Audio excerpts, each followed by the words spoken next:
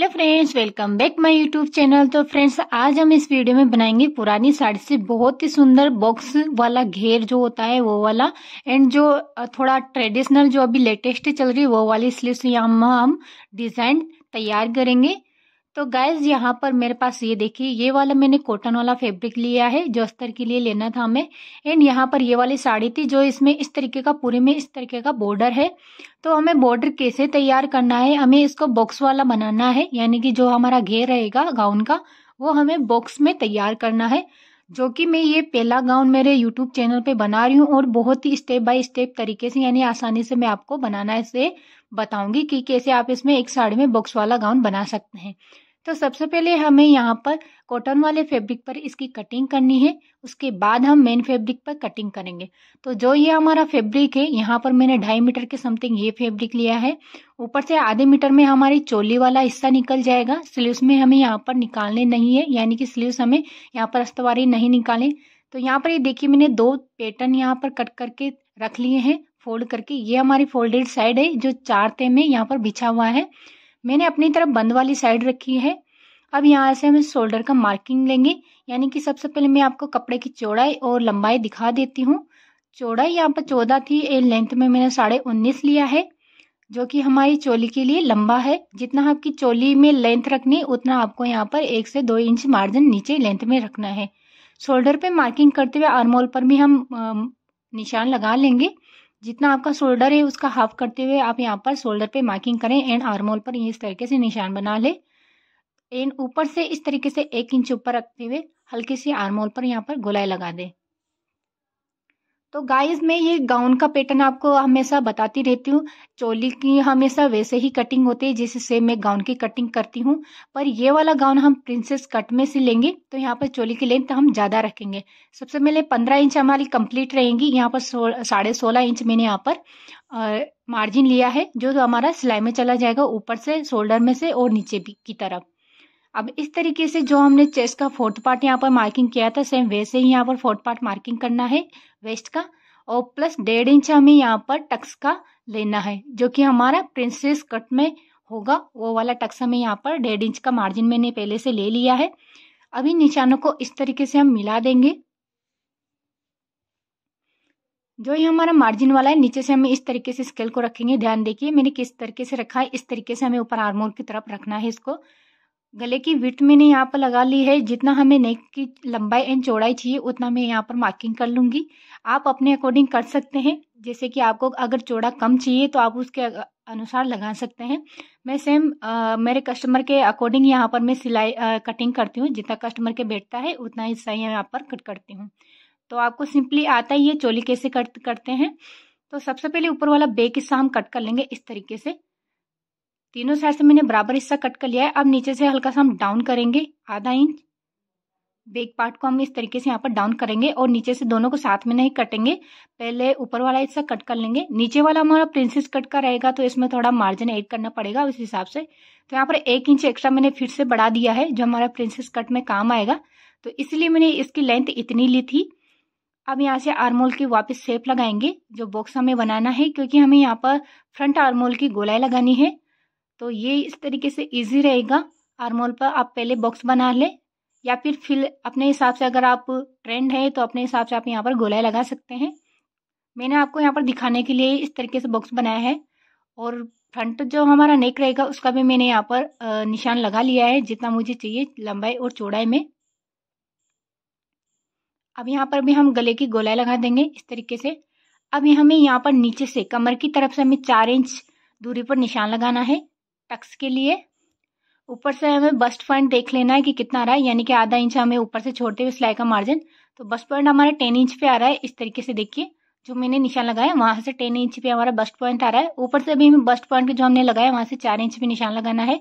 हल्का सा shoulder down करेंगे। अब यहाँ पर आर्मोल का जितना ऊपर से शोल्डर डाउन किया वहां से इंच टेप को रखेंगे एंड 4 इंच पे निशान लगाएंगे। अब इधर से देखिए, जो हमने 4 इंच पे निशान लगाया, यहाँ से 1.5 इंच पे इस तरीके से निशान लगाना है। ऊपर से 2 इंच पे मार्किंग करनी है। अब यहाँ से पहले हम इसको सीधा कर लेंगे ऊपर वाले मार्किंग को। अब इसको हम कैसे यहाँ पर 2 इंच तक सीधा करेंगे, बाकी यहाँ से हल्की सी इस तरीके से गोलाई लगाएंगे। हल्का सा हमें घुमाव देते हुए यहाँ पर इसकी गोलाई लगानी है। जो प्रिंस कट का जो शेप होता है वैसे ही हमें यहाँ पर ड्रॉ करना है। अब यहाँ से इस तरीके से निशान को हम गोलाई में मिलाते हुए इस तरीके से लगा देंगे। जहाँ पर आप आर्मोल का सेंटर आ रहा है वहां पर आप इस तरीके से मिला दें। अब नीचे से जो हमने आधा 1 इंच एक्स्ट्रा लिया था वहां से हमें इस तरीके से आधा इंच हमें नीचे की तरफ निशान लगाना है। अब यहाँ पर इस तरीके से तिरछा कमर तक हमें ले जाना है इस तरीके से। ये देखिए वी शेप में हमें यहाँ पर इस तरीके से निशान लगाना है। ये नीचे में एक्स्ट्रा इसलिए ले रही हूँ, जब हम प्रिंस कट करेंगे तो इस सिलाई के जब हम इसको स्टिच करेंगे तो ये नीचे वाला हिस्सा बढ़ा हुआ है तो ये बराबर हो जाएगा सिलने के बाद। अब हम इसकी कटिंग कर लेंगे।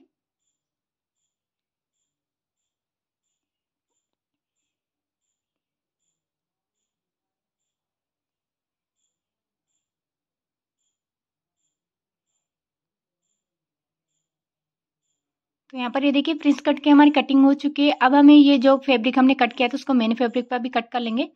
तो यहाँ पर ये देखिए मैंने दोनों पार्ट को यानी फ्रंट एंड बैक पार्ट को हमें मेन फैब्रिक पर कट कर लिया है। फ्रंट पार्ट का जो प्रिंस कट हिस्सा है वो मैंने यहाँ पर देखिए नीचे बॉर्डर वाला हिस्सा कट किया है एंड साथ ही मैंने यहाँ पर चिपका लिया है। आप चाहे तो कच्ची सिलाई भी कर सकते हैं, मैं हमेशा यहाँ पर चिपकाती हूँ। सिलाई करने से क्या ना ऊपर का फैब्रिक इधर उधर हो जाता है और चिपकने में अच्छी फिनिशिंग रहती है। अब यहाँ पर मैंने न्यूज़पेपर लिया है क्योंकि हमें जो स्लीव्स की डिजाइन बनानी है वो पहले हम पेपर पर कट करेंगे।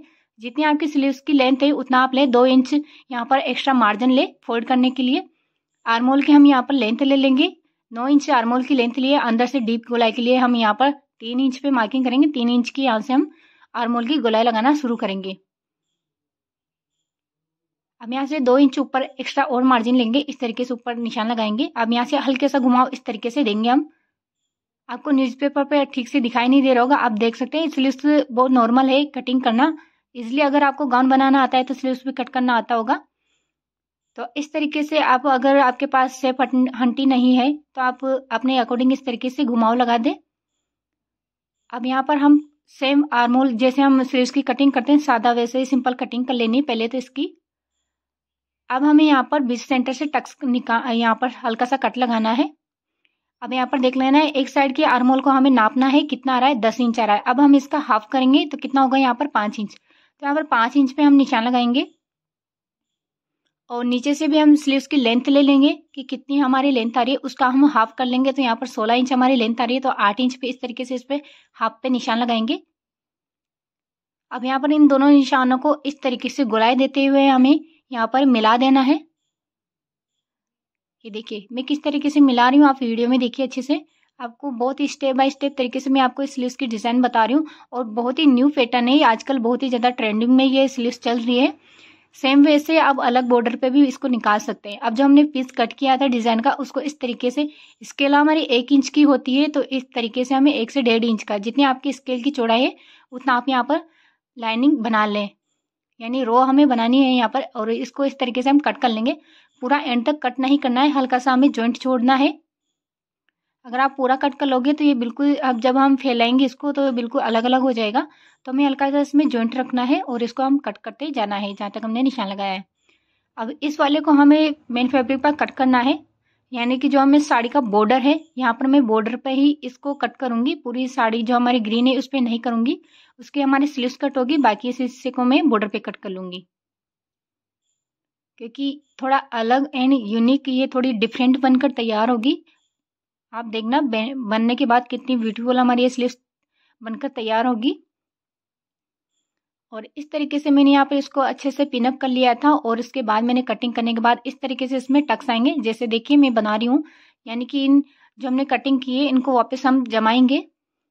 अब यहाँ पर मेन फैब्रिक पर दूसरे वाले हिस्से को हम कट कर लेंगे, यानी हमारी जो स्लीव्स है पूरी को हम इस तरीके से इसको कट कर लेंगे। अब इनको कैसे जोड़ना है मैं आपको जब स्लीव्स तैयार करूंगी तब मैं आपको यहाँ पर दिखाऊंगी कि कैसे आपको इसको रेडी करना है। तो सबसे पहले हमें मेन यानी कि हमें चेस्ट वाले पार्ट को रेडी करना है, हमारी चोली को। तो इन दोनों को इस तरीके से यहाँ से हमें जोड़ना है, दोनों हिस्सों को।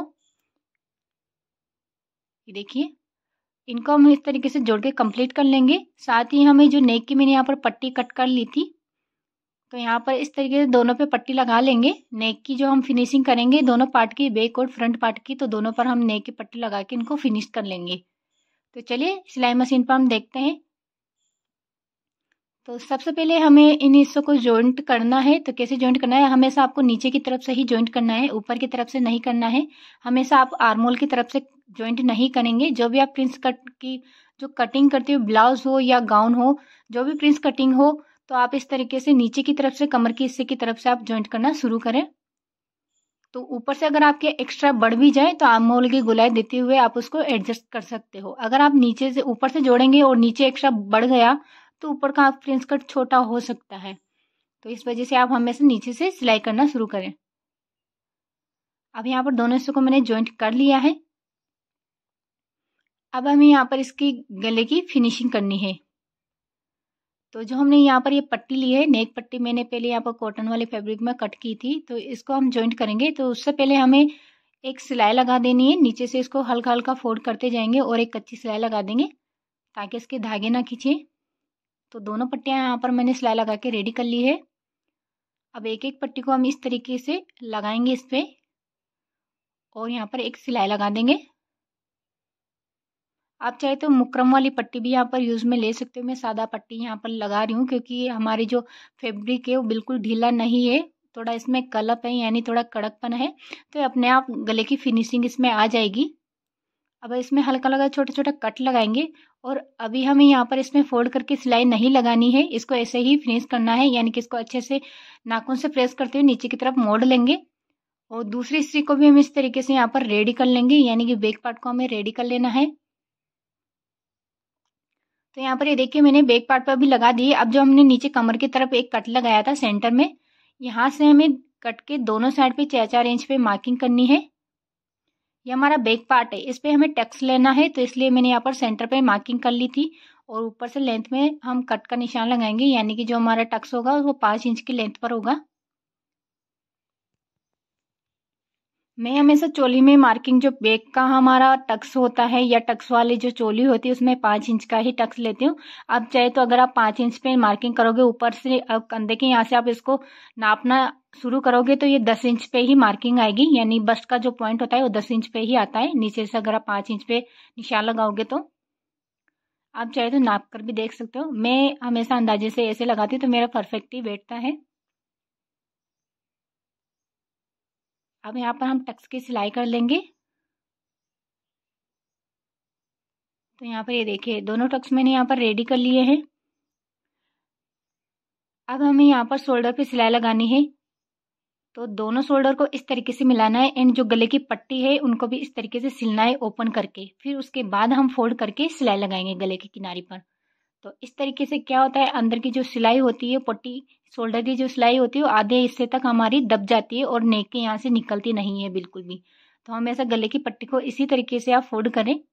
आप चाहे तो दोनों नेक को सिल के फिर बाद में भी पट्टी लगा सकते हैं, पर इस तरीके से इजी रहता है और आसानी से ये लग भी जाती है फिनिशिंग के साथ में। तो यहाँ पर मैं डबल सिलाई लगा दूंगी।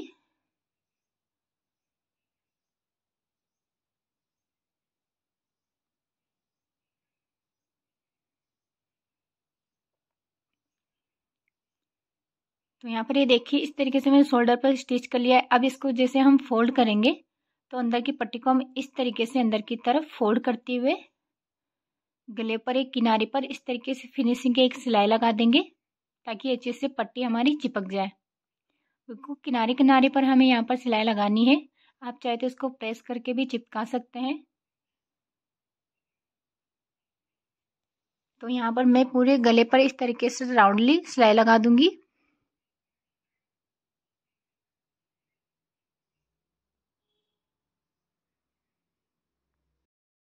अब हमारी जो तुरपाई वाली साइड है, जो हमें तुरपाई करनी है उस पर भी हम एक कच्ची सिलाई लगा देंगे ताकि तुरपाई करते टाइम हमारी पट्टी इधर उधर ना हो और आसानी से हमें तुरपाई करने में आसानी रहेगी।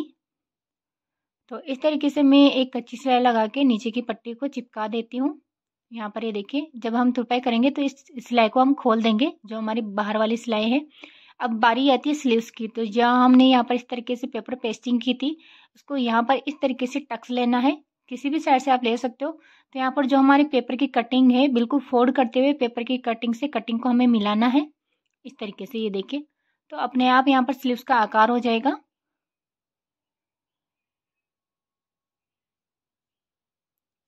तो ये देखिए यहाँ पर मैंने इसको जॉइंट कर लिया। अब हम पेपर को रिमूव कर लेंगे।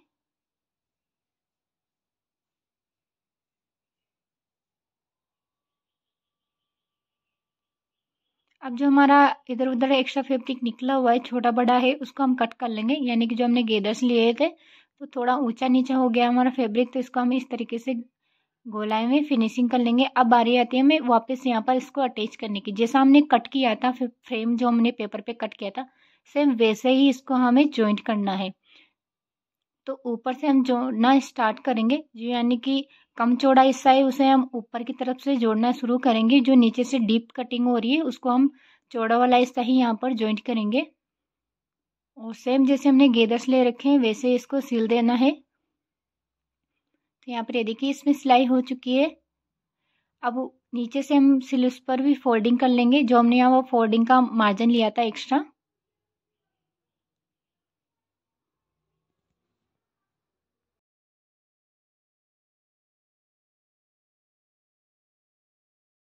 तो यहाँ पर हो चुकी है हमारी स्लीव्स रेडी। अब बारी है स्लीव्स को अटैच करने की।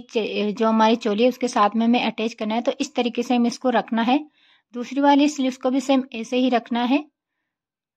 अब यहाँ पर जो ऊपर की तरफ आर्मोल की तरफ गोलाई थी उस पर मैंने कच्ची सिलाई लगा दी है। तो इस तरीके से छोटे छोटे मैंने यानी कि हल्के से गेदर से यहाँ पर क्रिएट कर लिए हैं, ताकि इससे क्या ना अच्छे से पफ हमारा जो स्लीव्स का है वो अच्छे से क्रिएट होगा, यानी कि अच्छे से बनकर तैयार होगा।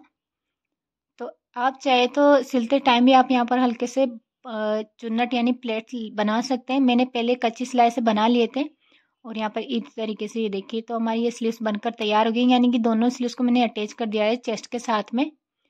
अब हमें चेस्ट को इस तरीके से फोल्ड करना है, यानी यहाँ पर कमर का हमें नाप लेना है। जितना हमारा मार्जिन फिटिंग का नाप है उतना हमें यहाँ पर लेना है।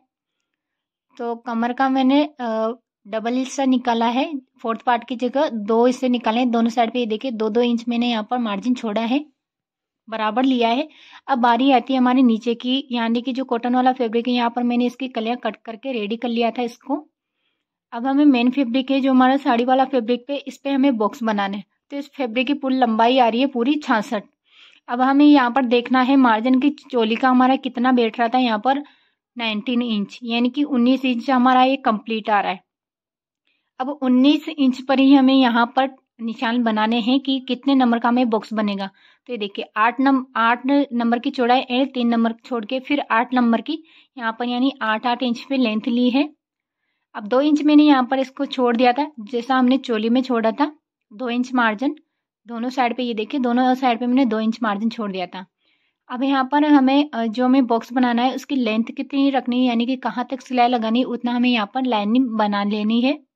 यानी कि एक लाइन बना लेंगे ताकि इससे थोड़ी आसानी रहेगी कि हमें कहाँ तक सिलाई लगानी। अब ये देखिए जो दूरी पर निशान लगाए हैं हमने वहाँ को इस तरीके से मिलाते हुए इस पर सिलाई लगानी है। तो यहाँ पर देखिए मैंने इस तरीके से जो हमारी दूरी पर टक्स थे, यानी कि जो 3 इंच का मार्जिन है उसको छोड़ना है और 8 इंच जो हमने लेंथ में लिया था उस पर स्टिच करना है। तो इस तरीके से मैंने पहले यहाँ पर हल्के हल्के नोचेस लगा दिए थे, यानी कि कट लगा दिए ताकि हमें आसानी रहे। फिर इस तरीके से यहाँ पर इस कट को हमें दूसरे कट से मिलाना है, 3 इंच का गैप छोड़ना है, फिर हमें यहाँ पर लाइनिंग तक स्टिच करना है। सेम ऐसे करते हुए हमें सारे बॉक्स को तैयार कर लेना है।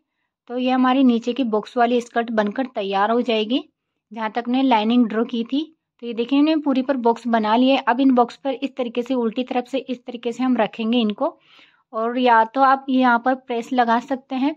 यहाँ पर मैं पहले सिलाई लगा रही हूँ, उसके बाद में यहाँ पर प्रेस लगाऊंगी। तो इस तरीके से हम इसको सेट करते जाएंगे, बॉक्स को नीचे की तरफ से भी बराबर से सेट करते जाएंगे और इस पर सिलाई लगा देंगे।